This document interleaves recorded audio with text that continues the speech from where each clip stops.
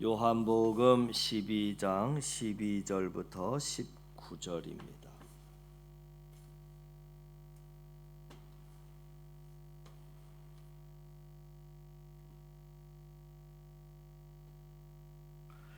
같이 읽습니다. 그 이튿날에는 명절에 온 큰 무리가 예수께서 예루살렘으로 오신다는 것을 듣고 종려나무 가지를 가지고 맞으러 나가 외치며 호산나 찬송하리로다. 주의 이름으로 오시는 이 곧 이스라엘의 왕이시여 하더라. 예수는 한 어린 나귀를 보고 타시니 이는 기록된 바 시온 따라 두려워하지 말라. 보라, 너의 왕이 나귀 새끼를 타고 오신다 함과 같더라. 제자들은 처음에 이 일을 깨닫지 못하였다가 예수께서 영광을 얻으신 후에야 이것이 예수께 대하여 기록된 것임과 사람들이 예수께 이같이 한 것임이 생각났더라. 나사로를 무덤에서 불러내어 죽은 자 가운데서 살리신 때에 함께 있던 무리가 증언한지라. 이에 무리가 예수를 맞으면 이 표적 행하심을 들었음이러라. 바리새인들이 서로 말하되 볼지어다, 너희 하는 일이 쓸데없다. 보라, 온 세상이 그를 따르는도다 하니라. 아멘.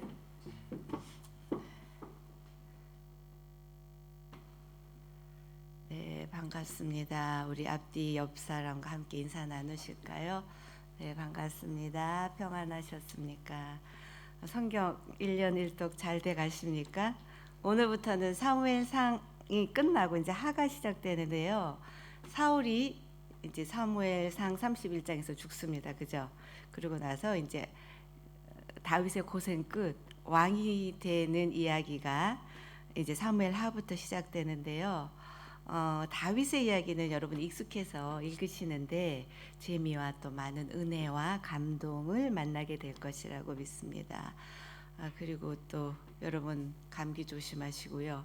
저 일주일 동안 감기 때문에 엄청 고생했었거든요. 그리고 오늘 제가 이렇게 가운을 입었습니다. 작년에 여러분 저 안수 받을 때 해주신 건데 보여드릴 기회가 없었었는데 오늘 또 종료주일이고 또 성찬도 있고 목사님 입으신다 그래서 저도 따라 입었어요. 감사합니다. 온 땅이, 자 이제 설교 말씀 들어가겠습니다. 온 땅이 녹색으로 덮이고 꽃으로 가득하기 시작한 어느 봄날, 바로 이맘때지요. 예루살렘에서는 큰 축제가 준비되고 있었습니다. 바로 유월절입니다. 유월절을 나흘 앞둔 일요일, 바로 오늘 주일입니다. 예루살렘 동편에서는 특이한 행렬이 시작되고 있었습니다. 바로 예루살렘으로 향하시는 예수님의 행렬입니다. 예수님의 일행은 마리아가 예수님께 값비싼 향유를 부어드린, 그게 이제 토요일로 보통 보는데 다음 날 베다니의 나사로의 집에서 출발했을 것으로 봅니다. 공간복음을 참고해 보면 베다니를 출발한 그들은 벳바게와 감람산을 통과해서 예루살렘의 동쪽으로 들어가는 길을 이용하고 있습니다. 사진 한번 보실까요? 이 길은 여리고에서부터 예루살렘으로 이어지는 아주 가파르고 비탈진 길이지만 예루살렘 동쪽으로 들어오는 대다수의 사람들은 바로 이 길을 이용하고 있습니다. 예수님께서는 감람산 뒤쪽에 있는 벳바게라는 작은 마을에 도착했을 때 여러분 아시는 것처럼 두 제자를 건너편 마을로 보내십니다. 그리고 거기서 매어 있는 나귀 새끼를 풀어오라고 말씀하시죠. 자, 주인이 묻거든 어떻게 대답할지도 이미 구체적으로 가르쳐 주셨습니다. 그리고 예수님은 이제 그 어린 나귀를 타고 예루살렘에 들어가시는 겁니다.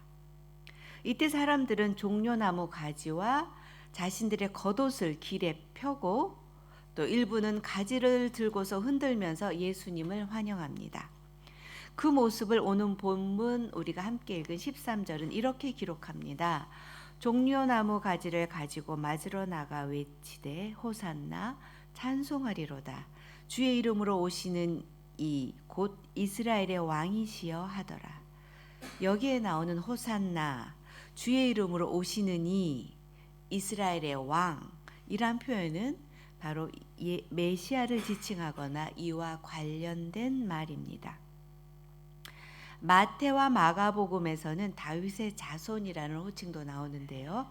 다윗의 자손이란 메시아가 그의 계보, 다윗의 계보를 따라서 나온다는 그런 혈통적인 의미도 있지만 그 당시에는 아주 매우 정치적이고 현실적인 의미가 더 강했습니다. 그러니까 다윗은 이스라엘 역사상 가장 강력했던 왕국을 세운 왕이었습니다. 이제 사무엘 하부터 여러분 쭉 이제 읽어 가시면 나오는데요. 자, 백성들은 다윗 왕국의 재현을 메시아에게서 기대하고 있었고 그들 앞에 지금 예수님이 등장하고 있는 것입니다. 그런데 자세히 보면요, 이 메시아의 행렬은 초라하기가 그지없습니다. 사람이 탄 적 없는 나귀 새끼를 예수님께서는 이제 타고 가십니다. 이스라엘을 회복할 만왕의 왕이신 예수님이 타시는 이 어린 나귀, 어딘가 아기가 맞지 않아 보입니다, 여러분. 마치 다 큰 어린이 아이들이 타는 세발 자전거를 탄 것과 같은 모양입니다. 좀 우스꽝스럽기까지 합니다. 그런데 더 이상한 것은요, 그런 예수님을 군중들은 환영하고 있다는 것입니다. 종려나무 가지를 들고 호산나를 외치며 옷을 깔아드리고 열렬히 지금 환호하고 있습니다. 군중들은 초라한 예수님의 이 행렬에 왜 이렇게 열광하는 것일까요? 왜 왕이신 예수님은 위용 있는 위풍당당한 그 백마가 아니라 이렇게 볼품없는 나귀 새끼를 타셨을까요? 마치 조금 더 가면 벌거벗은 임금님의 그 우스꽝스러운 행렬과도 같은 이 광경을 보고 또 무리들은 또 왜 이렇게 환호하고 있는 것일까요? 본문의 앞절인 9절에서 11절에는 대제사장들이 예수님뿐 아니라 다시 살아난 나사로까지 죽이려고 하는 내용이 짧게 소개되어 있습니다. 그 이유는 나사로의 사건, 그러니까 부활 사건이 다시 살아난 이 사건 때문에 더 많은 유대인들이 예수님을 따르게 되었기 때문입니다. 그 기적의 현장에 있던 이들이 오늘 본문, 그러니까 17절을 보니까요, 이 일을 두루 다니면서 증언했다라고 하고 있습니다. 죽은 지 나흘이나 지나서 이미 시체 썩은 냄새가 나는 나사로를 오직 말씀만으로 살리신 것은 예수님이 이미 예언된 메시아이심을 보여주는 사건임에 분명합니다. 6월절에 예수님을 찾아온 많은 사람들이 이 놀라운 소식을 들었을 것이고, 그러니까 6월절 이스라엘의 남자들은 1년에 3번 꼭 하나님께 성전에 와야 하잖아요. 그 중에서도 6월절은 가장 큰 절기였었거든요. 그러니까 그들이 이제 와서 이 소식을 들은 거예요. 또 이적의 주인공인 나사로와 예수님을 직접 보려고 베다니로 몰려갔을 것은 우리 안 봐도 비디오입니다. 자, 소문만으로 듣던 나사로와 예수님을 본 사람들이 지금 기대와 흥분을 충분히 우리는 상상할 수가 있겠습니다. 그러니 조금은 궁색하고 또 조금은 초라한 행렬도 아랑곳하지 않고 이들은 드디어 이제 대망하던 메시아가 왔으니까 라고 희망하면서 또 기대하면서 지금 예수님의 행렬을 열렬히 환호하고 있는 것입니다. 예수님의 행렬이 이제 예루살렘의 동쪽으로 들어오셨습니다. 그림 볼게요. 자, 예루살렘 성에는요, 예루살렘으로 들어오는 8개의 문이 있었다고 합니다. 오른쪽부터 시계 방향으로 보시면 흔히 양의 문이라고 하는 사자문, 라이언 게이트가 있고 황금문이 있고 또 본문, 또 시온문, 욥바문 돌아갑니다. 세문, 다메섹문, 헤롯문에서 이렇게 8개의 문 중에서 지금 예수님은 동쪽에 있는 이제 사자문으로 들어오십니다. 자, 6월절은 아까도 말씀드린 것처럼 이스라엘의 3대 절기 중에서 가장 큰 절기입니다. 그리고 그 의미는 여러분 아시는 것처럼 애굽에서 노예로 있던 그러니까 이스라엘 히브리 민족이 하나님의 능력으로 해방되어서 자유민이 된 날을 기념하는 절기입니다. 그래서 가장 민족 정신이 고취되는, 또 자유에 대한 열망이 갈망이 뜨겁고 강하게 일어난 절기입니다. 그런 까닭에 6월절에는 로마와 헤롯 정부 그리고 권력층에 있던 제사장 무리가 가장 민감하고 또 긴장하는 절기이기도 합니다. 그래서 여러분 보시면 밀란이 날까 두려워했었다라는 표현들도 성경에 나오거든요. 그런데 이때 또 다른 행렬이 있습니다. 오늘 설교 제목이 예루살렘으로 향하는 두 행렬인데요.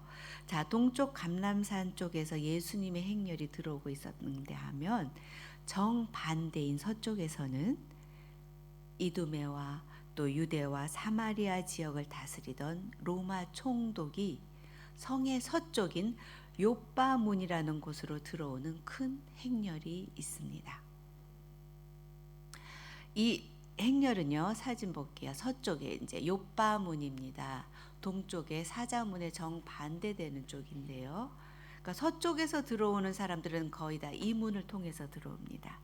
자, 이 행렬은 동쪽의 그것과는 비교도 되지 않으리만큼 웅장하고 화려했습니다. 로마 제국의 수많은 깃발과 고도로 훈련된 기병대와 보병들을 이끌고 입성하는 행렬입니다. 북소리와 나팔소리, 또 그 북소리에 맞춰서 진군하는 말에 탄 기병들과 보병들, 말바굽 소리, 보병들의 일사불란한 발동작과 구호들, 또 번쩍이는 방패와 가죽 갑옷, 투구들과 무기들, 그리고 깃발들과 깃대 위에 앉은 또 로마 제국을 상징하는 황금 독수리들, 로마 제국의 권력과 위용이 한눈에 보이는 이 행렬의 맨 앞에는 로마 총독이 있습니다. 바로 빌라도의 행렬입니다. 당시 로마 총독은 평상시에는 지중 해변에 있는 저 보이시나요? 가이사라라는 도시에 있습니다. 로마 군대가 여기에 이제 주둔하고 있거든요. 해안가 간저에서 평상시에는 군사 행정 직무를 보다가 1년에 몇 차례 예루살렘에 올라옵니다. 그중 하나가 바로 6월절 때입니다. 아까 말씀드렸던 것처럼 디아스포라들이 많이 모여드는 이 시기에는 치안이 불안해지기 마련입니다. 그리고 6월절은 애굽의 압제에서 해방된 것을 기념하는 절기이기 때문에 자칫 로마에 대한 반란이 일어날 수도 있는 긴장이 늘 있었습니다. 이런 위험과 또 불안 요소 때문에 6월절이 시작되기 전에 로마 총독은 이렇게 예루살렘으로 올라와 있었습니다. 이 행렬은 그야말로 승리의 입성입니다. 반대쪽 동쪽의 예수님 행렬과는 비교도 안 되는 정말 멋지고 화려한 승리의 입성입니다. 이 웅장한 퍼포먼스를 통해 로마는 지금 누가 유대인의 왕이고 진정한 주인인지를 보여주면서 로마의 지배에 순순히 따를 것을 어필하고 있습니다. 예루살렘 성 주민들 대부분이 이 서쪽 로마 총독의 행렬을 보러 나갔다고 학자들은 말하고 있습니다. 호기심 많은 아이들은 물론 모여들었을 것이고 로마 제국의 권력이 빌부터 자신의 기득권을 지키려 했었던 종교 권력자들, 또 정치가 제사장 무리, 귀족들이 있었을 것이고 또한 강압에 의해서 동원된 예루살렘 사람들도 있었을 것입니다. 이에 반해 동쪽 감람산에서의 행렬은 초라하고 볼품도 없어 사람들의 이목을 끌기에는 부족해 보입니다. 예루살렘의 가난한 주민들과 6월절을 지키기 위해서 예루살렘에 와 있던, 그리고 감람산 주변에 그때는 사람들이 엄청 많아서 이 숙박 시설이 다 감당할 수 없었거든요. 그러면 조금 이제 하층민 사람들은 감람산 주변에 임시 텐트를 치고 거기에 이제 기거하고 있었다고 합니다. 그러니까 그들이 이제 가까우니까 지리적으로 이들이 나갔을 것입니다. 또 일단 화려함이나 규모뿐 아니라 인파만 보더라도 이 총독 빌라도가 예루살렘에 입성하는 서쪽 행렬과는 비교도 할 수 없습니다.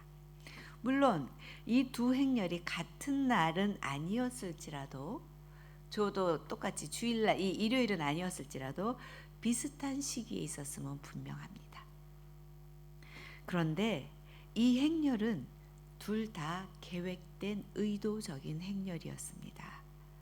총독 빌라도의 행렬은 로마 제국의 힘과 위용을 과시하면서 유대인들의 복종을 강요하는 목적이 담겨 있었을 것입니다.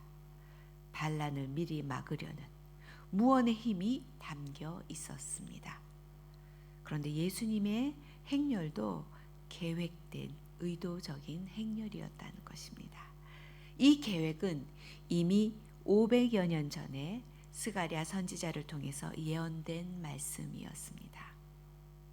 예수님의 메시아로서의 정체성을 보여주는 바로 예언입니다. 우리 앞에 나와 있는 말씀 함께 읽으실게요. 자, 스가랴서 9장 9절과 10절입니다. 시작. 시온에 따라 크게 기뻐할지어다. 예루살렘에 따라 즐거이 부를지어다. 보라, 내 왕이 내게 임하시나니 그는 공의로우시며 구원을 베푸시며 겸손하셔서 나귀를 타나니 나귀의 작은 것 곧 작은 새끼니라. 10절. 내가 에브라임의 병거와 예루살렘의 말을 끊겠고 전쟁하는 활도 끊으리니 그가 이방 사람에게 화평을 전할 것이요 그의 통치는 바다에서 바다까지 이르고 유브라데 강에서 땅 끝까지 이르리라. 아멘. 말을 끊겠고 전쟁하는 활도 끊겠다가 무슨 의미겠습니까? 메시아가 폭력과 전쟁을 끊으시겠다는 것입니다. 만왕의 왕이신 예수는 무력을 앞세우는 그 제국의 황제처럼 힘으로 다스리는 것이 아니라 평화로 세상을 통치하실 것이라는 의미입니다. 그래서 메시아인 예수님은 바로 나귀를 타셔야 했습니다. 오늘 본문의 요한의 기술을 따라가도 이런 의도가 보입니다. 자, 종려 가지를 들고 맞으러 나온 군중들을 요한은 13절에 먼저 기술합니다. 그리고 그 군중들의 기대와 환호를 환기라도 시키듯이 14절에 이어지는 14절에 예수님은 그들 앞에서 어린 나귀를 타십니다. 아마도 흥분하던 사람들은 순간 뭐지? 하고 싸한 분위기가 되었을 것입니다. 그러니까 요한의 맥락에 의하면 그 군중들의 빗나간 환호와 모습을 목격한 후에 예수님은 그에 대한 항변과 가르침의 표시로 스가랴서 9장 9절 이하의 예언의 근거에서 나귀를 타셨다고 요한은 해석하고 있습니다. 또한 제자들이 16절에 이 일을 이해하지 못했다가 후에 예수님이 영광을 얻으신 후, 그러니까 십자가에서 죽으시고 부활하신 후에 야 바로 선지자의 예언이 이 일을 위한 예언이었다고 깨닫게 되었다라고 기록하고 있습니다.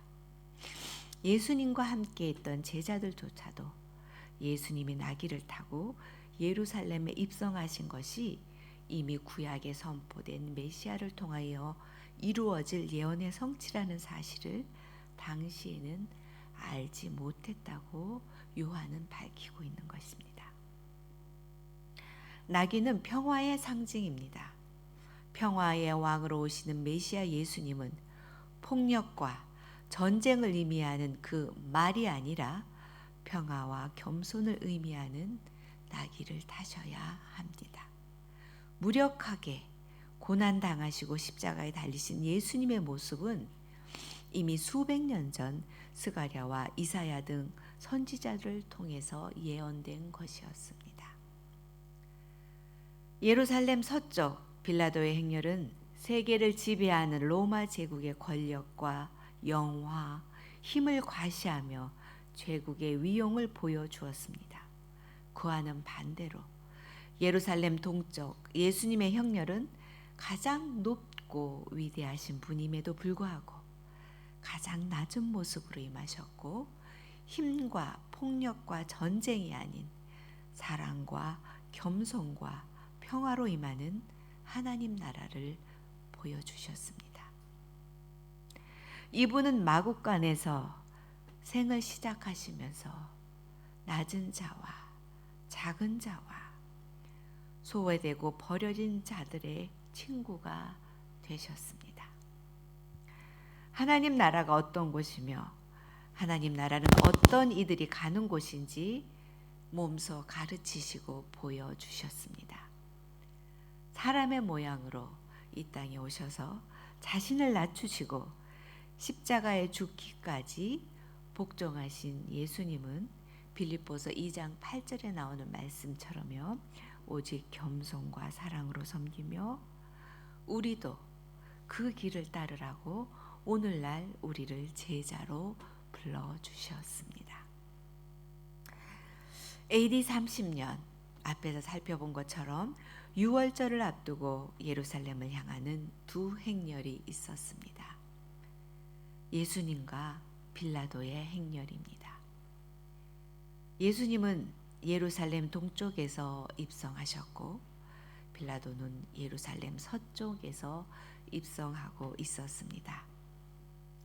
동쪽에서 오시는 낙이 타신 만왕의 왕, 겸손하다 못해 초라하기까지 한 이 어색한 행렬을 무리는 환호하고 있습니다. 이 무리 중에는 12제자를 포함한 평상시에 또 함께 있었던 자들과 나사로의 부활 사건 이후 예수님을 믿게 된 자들도 있었습니다. 또 소문으로만 들었던 예수님을 보려고 나왔던 이들도 있었습니다. 유월절을 지키려고 또 멀리 타지에서 고국에 와보니 가는 데마다 화제가 되어 있는 인물, 혹자들은 메시아일지도 모른다는 그분이 지금 예루살렘에 들어오신다니까, 혹 기적이라도 볼 수 있지 않을까 하는 호기심과 기대로 호산나를 외치고 있었습니다. 서쪽에서 들어오는 그 시대, 팔레스타인의 실세였던 총독 빌라도의 행렬, 폰티우스 필라투스라는 라틴어 그의 이름은 AD 27년부터 36년까지 유대와 갈릴리 지역을 다스렸던 로마 역사에 실존했던 인물입니다. 그의 행렬은 가히 제국의 장군처럼 화려하고 위용이 있었습니다. 예루살렘 거민의 대부분이 나와서 열렬히 환호하고 있었습니다. 로마의 억압과 핍박에는 감히 저항하지 못하고 그저 손을 높이 흔들어 그를 환호하고 있습니다. 2024년 종려주의를 맞는 저와 여러분, 우리의 모습은 어떻습니까? 여러분은 낮고 천한 이 땅에 겸손과 평화의 왕으로 오시는 예수님을 맞이하고 있습니까?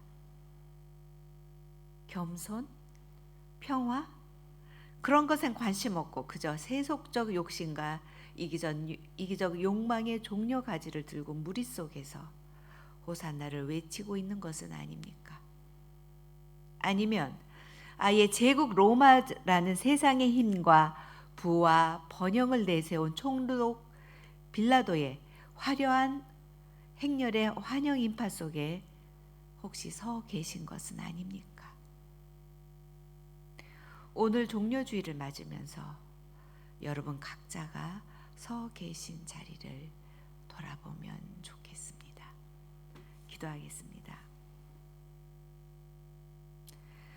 사랑의 주님, 오늘도 우리의 예배를 흠량하시고 또 죄 많고 허물 많은 우리를 받아주시니 감사합니다. 십자가를 지시기 위하여 낙이 타고 예루살렘을 들어가시는 예수님을 이 아침에 우리 함께 생각해 보았습니다. 위대한 메시아로서의 길이 아니라 낮고 겸손의 왕으로 자신을 내어주기 위한 길에 우리도 그 길을 따르는 자들이 되게 하여 주시옵소서. 세상의 자리를 욕망하고 부와 성공을 꿈꾸기보다 낮은 데로 임하시는 주님을 닮은 우리가 되게 하여 주시옵소서. 오늘 주님의 몸과 피를 먹고 마시면서 다시 한번 주님의 낮아짐과 희생과 사랑을 기억하는 저희들 되게 하여 주시옵소서. 예수님의 이름으로